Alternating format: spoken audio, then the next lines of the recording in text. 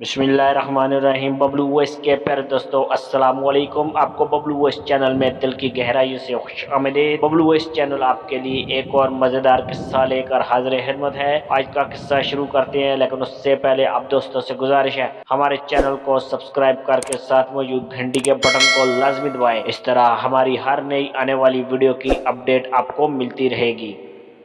एक गांव में गरीब नाई रहा करता था, जो एक दरख्त के नीचे कुर्सी लगा के लोगों की हजामत करता। रुको जरा, सबर करो। मुश्किल से गुजर बसर हो रही थी। उसके पास रहने को न घर था, न बीवी थी, न बच्चे थे। सिर्फ एक चादर और एक तकिया उसकी मलकियत थी।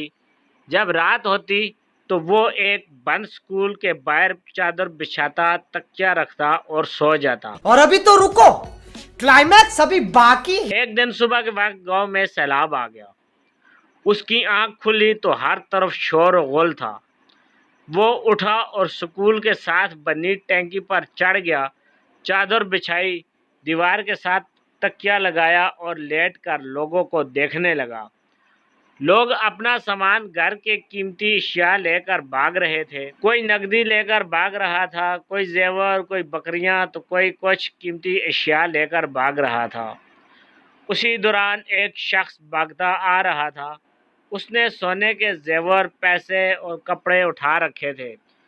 जब वो शख्स उस नाई के पास से गुजरा और उसे सुकून से लेटे हुए देखा तो गुस्से से बोला, ओए साड़ी हर चीज उजड़ गई है, साड़ी जान ते बनी है, ते तू थे सुकून न लम्मा पिया होया है।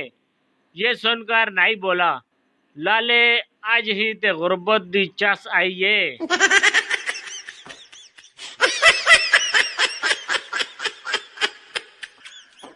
यार दोस्तों, आपसे एक गुजारिश है, अगर आपको हमारी वीडियो पसंद आई है तो वीडियो को लाइक, शेयर और ज़रूर करें और कमेंट्स करके अपनी राय से ज़रूर आगाह करें। मेरी नई आने वाली वीडियो तक मुझे इजाज़त दीजिए। Thanks for watching. अल्लाह हाफिज़।